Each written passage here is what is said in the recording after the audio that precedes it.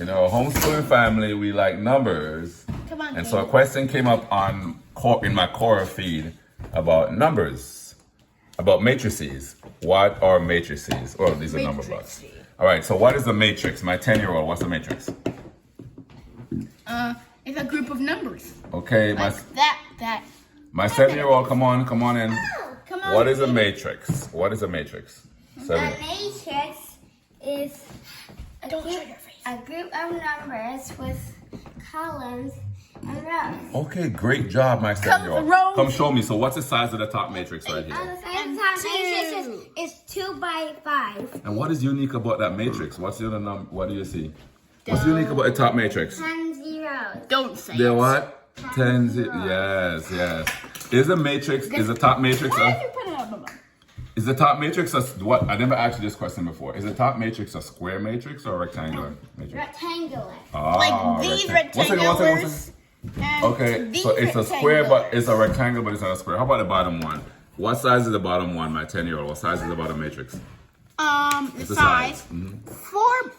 4 by 4. Okay, and is it a square or is it a square matrix?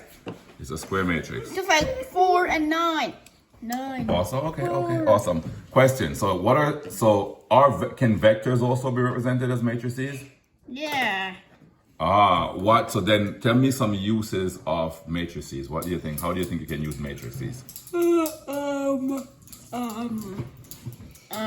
How can you use matrices? Like, all right, so vectors are matrices. How can you use vectors since we can represent vectors as matrices? Give me a use. We spoke about it before. I know. Yes, go ahead, my 7-year-old. How can we use still thinking. vectors which can be represented as matrices? Put them in groups. Okay, we can put them in groups. Okay, good. What How else? did you know that? Okay, Katie? what else? What else can we do with matrices? I can explain how I knew that later. Okay, but we spoke about something. When we use the arrows and we spoke about games, we can use them in. Matrices are used in to represent vectors in game design, right? So the matrices make things smooth? Well, we can use them in Sort of. coding. We can code with matrices. It's like coding ourselves. Okay, yes, we can code. So Allow me to introduce. we can represent a lot of New information. coding information. We can so this you might not know, but we can use matrices in. We can use matrices in to represent information, like in data analysis. In what? Data analysis. Yes. So matrices has a lot of uses.